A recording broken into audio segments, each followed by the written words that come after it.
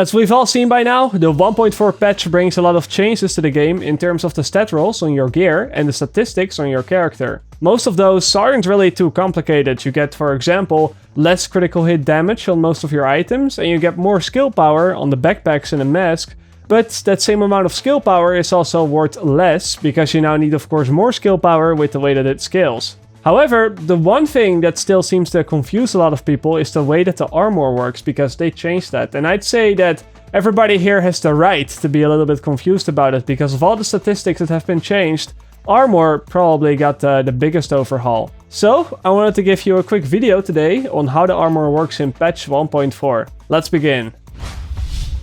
In the current version of the game, in patch 1.3, armor works in a very simple way. The more armor points you have on your gear, the more damage mitigation you will have on your character. You can get a maximum amount of 5,354 points that will of course result in that 75% damage mitigation. In patch 1.4, this still works very similar. The more armor points you have on your gear, the more damage mitigation you will have on your character. The maximum armor cap has been brought down from 75% to 60%. But, and this is where it gets a little bit tricky, the amount of armor points needed to reach this cap, that actually depends on which role tier you're playing in. Yeah, you heard that right. To reach this 60% cap, you're gonna need different values for different role tiers. In role tier 1, for example, you will need 4,920 armor points.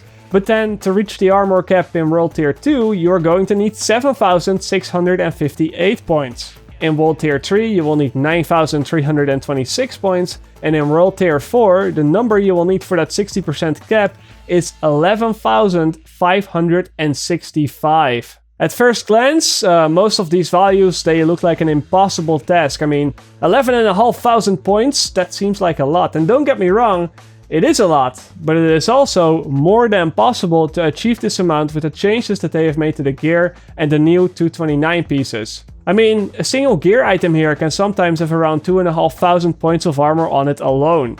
So yeah, the amount of points required to reach the armor cap, that has indeed gone up by a lot. But then the amount of armor points that we get on gear, that has also gone up. As you can see, quite some things have been changed around. But why has this changed? Why increase the armor point amount that you get on gear by that much, and why have the amount of damage mitigation that you get from it be dependent on the role tier? That's what I'm gonna talk about now.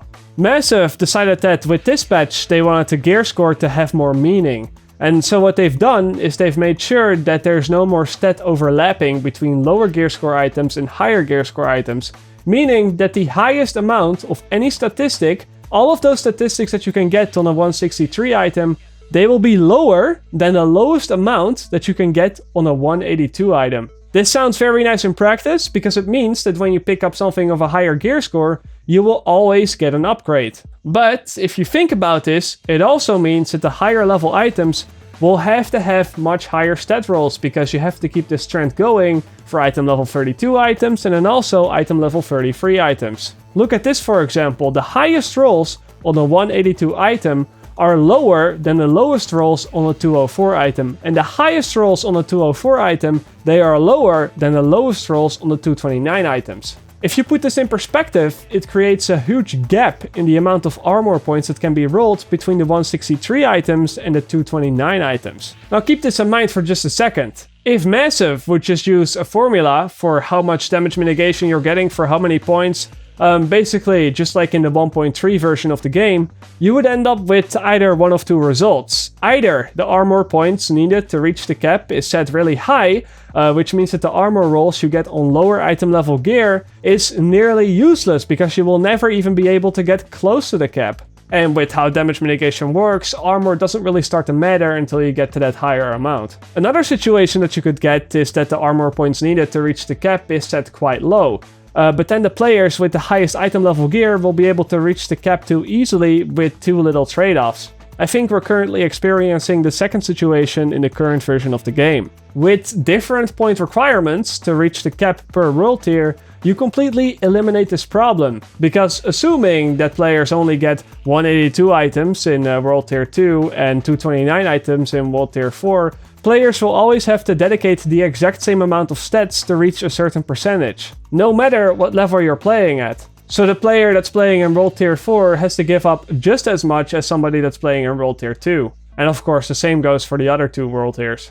However, I do not believe that this system is perfect. First up, it means that when you have higher item level gear, let's say you're fully decked out in 229 pieces, then you can jump back into the lower tier worlds, and suddenly you will sit on the damage mitigation cap regardless of your build. You can have nothing spec'd into armor and still sit on that cap. Just because by default, the higher item levels give you that much native armor on your gear. And then the second problem that it might bring to the table, and this is I think a bit more important, is that it makes the players that are gearing up a bit more squishy the moment that they try to advance to a new world tier to do more difficult content. Because keep in mind that their 6000 armor points on their gear, they may give them 47% damage mitigation in World Tier 2, but then when they move to World Tier 3 for the first time, their combined armor of 6000 points suddenly only gives them 38% mitigation. That of course isn't too much of a difference, but in a higher world tier the NPCs suddenly also deal a lot more damage by nature because they are a higher level. Now again, because of the way that damage mitigation works, and because NPCs are probably skilled to work with this new system, I don't think that this whole damage mitigation scaling will have that big of an impact, and I do not think that this will cause players to get stuck and make them unable to advance. But if the difference between a level 30 and a level 31 enemy feels like a lot, then I can tell you right now that this is probably the cause. Again, it's not really a big issue, it's just something that you have to keep in mind when advancing to the next tier. You know, if players had a dedicated armor bar instead of damage mitigation, then this wouldn't be an issue, you know? I'm just saying, just putting it on the table.